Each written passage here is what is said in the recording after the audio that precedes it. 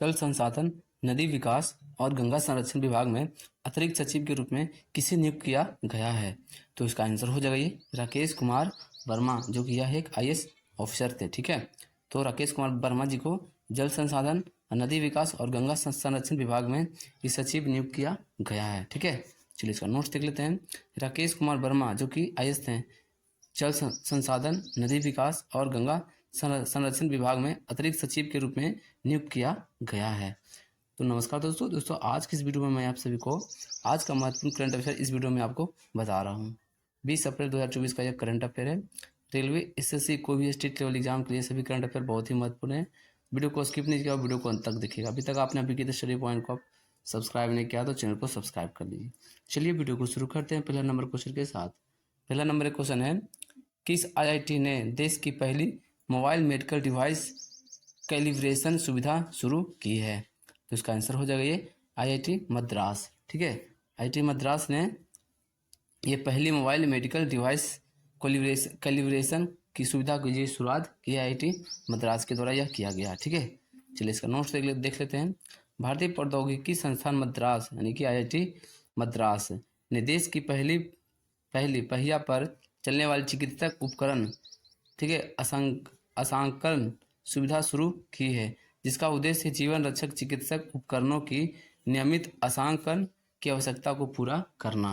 ठीक है, चलिए अगला क्वेश्चन में आ जाते हैं। अगला नंबर क्वेश्चन है, ग्रामीण आजीविका मिशन तक प्रयास में विस्तारित करने के लिए सिडबी ने किस संगठनों के साथ समझौता पर हस्ताक्षर किया है? तो इसका आंसर हो जाएगा ये जीविका बिहार और यूएमईडी महाराष्ट्र। ठीक है, जीविका बिहार और यूएमईडी महाराष्ट्र के साथ ये सिडबी ने यह समझौता पर हस्ताक्षर किया है। ठीक है, चलिए इसका नोट देख लेते हैं। भारतीय लघु उद्योग विकास बैंक ने जीविका बिहार राज्य ग्रामीण आजीविका मिशन, जिसको SRLM, और यूएमईडी महाराष्ट्र SRLM के साथ एक समझौता पर हस्ताक्षर किया है, ताकि क्लस्टर स्तरीय फेडरेशन के माध्यम से स्वयं सहायता समूह की व्यक्तिगत महिलाओं की प्रयास की योजना को लाभ दिया जा सके। अगला क्वेश्चन में आता है। अगला नंबर क्वेश्चन है, ठीक है, sky tracks world airport award 2024 में किस भारतीय हवाई अड्डे की रैंकिंग में पिछले साल की तुलना में गिरावट देखी गई है? तो इसका आंसर हो जाएगा मुंबई हवाई अड्डे। ठीक है, मुंबई हवाई अड्डा को ये पिछले साल की तुलना में ये गिरावट दिखी गई है। क्योंकि ये sky tracks world airport awards में। ठीक है, चलिए इसका नोट्स देख लेते हैं। सिंगापुर चांगी हवाई अड्डे ने sky tracks world airport awards 2024 में अपना शीर्ष स्थान खो दिया है। यह दोहा का हमाद इंटरनेशनल शीर्ष स्थान पर है। ठीक है, तो sky tracks world airport award 2024 में प्रथम स्थान पे कौन है? तो दोहा का ये हमाद, ये एयरपोर्ट इंटरनेशनल एयरपोर्ट है, ये शीर्ष स्थान पर यह रहा है। ठीक है, चलिए अगला क्वेश्चन में आ जाते हैं। अगला नंबर क्वेश्चन है, ठीक है, इंडोनेशिया में उस ज्वालामुखी का नाम क्या है जिसके फटने के कारण लोगों को वहां से निकाला गया है? इसका आंसर हो जाएगा ये रुआंग ज्वालामुखी। ठीक है, इंडोनेशिया में एक ज्वालामुखी फटा था, जिसके कारण वहाँ के लोगों को निकालना पड़ गया था। ठीक है, इसका जो नाम है ज्वालामुखी को, ये रुआंग ज्वालामुखी। नोट्स देख लेते हैं। इंडोनेशिया के रुआंग ज्वालामुखी में विस्फोट हो गया है, जिसके कारण सैकड़ों लोग को वहां से निकाला गया है, ताकि एक प्रांतीय हवाई अड्डे को बंद करना पड़ा है। ठीक है, चलिए अगला क्वेश्चन में आ जाते हैं। अगला नंबर क्वेश्चन है, संयुक्त राष्ट्र जनसंख्या कोष की विश्व जनसंख्या स्थिति 2024 की रिपोर्ट के अनुसार भारत की जनसंख्या कितने समय में दुगना होने की अनुमान किया गया है? इसका आंसर हो जाएगा ये 77 वर्षों में। ठीक है, 77 वर्षों में भारत की जो जनसंख्या है वो दुगना हो जाएगा। ठीक है, चलिए इसका नोट्स देख लेते हैं। संयुक्त राष्ट्र जनसंख्या कोष, ठीक है, कि विश्व जनसंख्या स्थिति 2024 की रिपोर्ट से पता चला है कि भारत की जनसंख्या 77 वर्षों में दुगना होने का यह अनुमान किया गया है। अगला क्वेश्चन में अगला नंबर क्वेश्चन है, भारतीय सेना की त्रिशक्ति कोर ने अत्यंत ऊंचाई वाले क्षेत्र में एंटी टैंक गाइडेड मिसाइल, जिसको बोलते हैं ATGM, anti tank guided missile दागने की जो प्रशिक्षण कहाँ आयोजित किया गया है? तो इसका आंसर हो जाइए सिक्किम में। ठीक है, नोट्स इसका देख लेते हैं। भारतीय सेना की त्रिशक्ति कोर ने सिक्किम में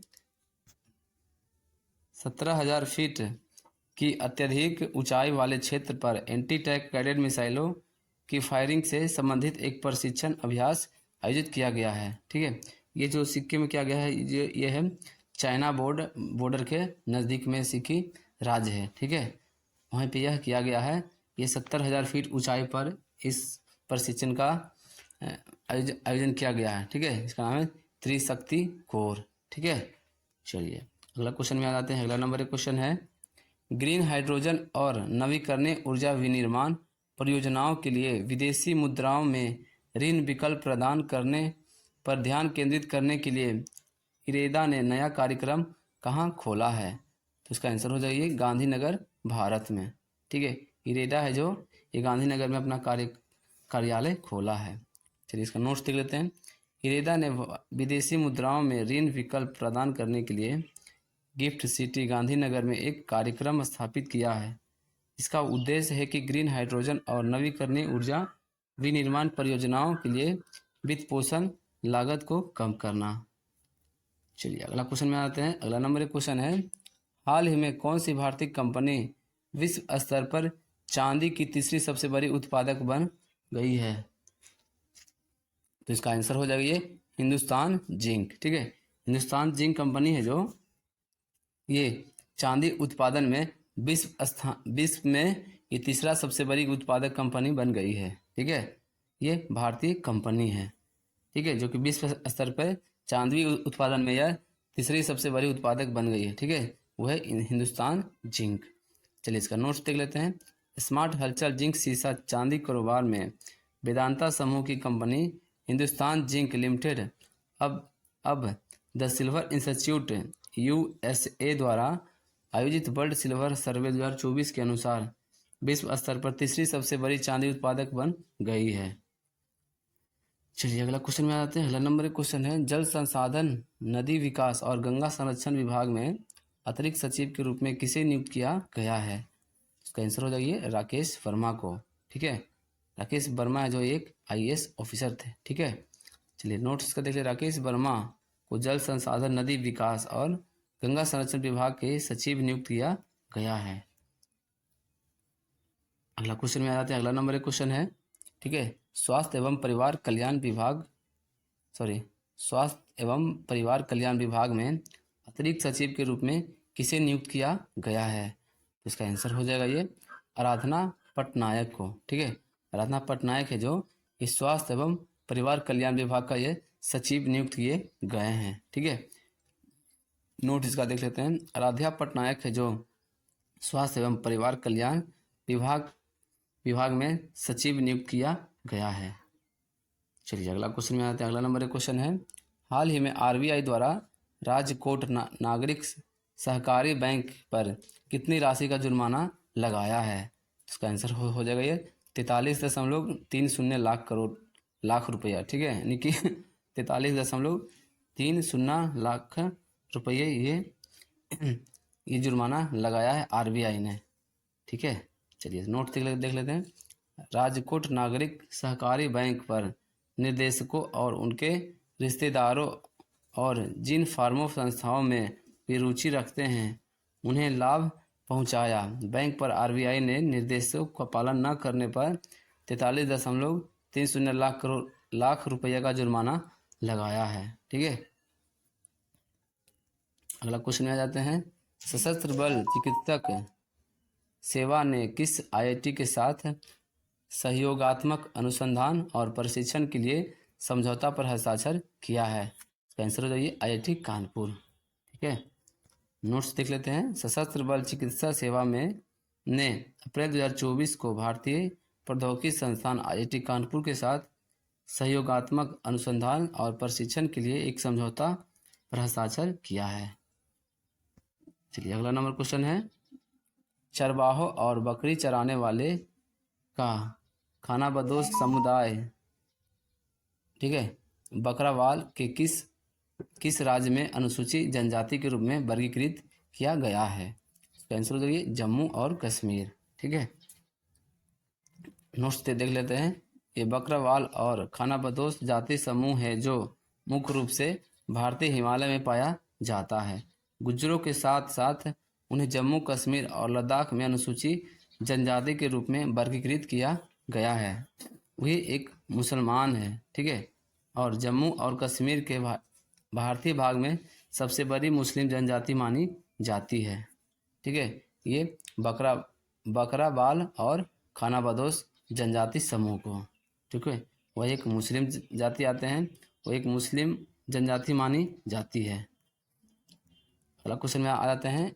India the road to renaissance a vision and an agenda पुस्तक के लेखक कौन है? इसका आंसर हो जाएगा ये भीमेश्वर चल्ला। ठीक है, भीमेश्वर चल्ला है जो the road to renaissance a vision and an agenda पुस्तक के यह लेखक हैं। दोस्तों, आज हमने आप सभी को आज का महत्वपूर्ण करंट अफेयर इस वीडियो में आपको बताया है। अगर वीडियो अच्छा लगा तो वीडियो को लाइक कीजिए, कमेंट करके बताइए कि आज का बेस्ट क्वेश्चन कौन सा रहा आपके लिए। इस वीडियो को अपने दोस्तों के साथ शेयर कर दीजिए।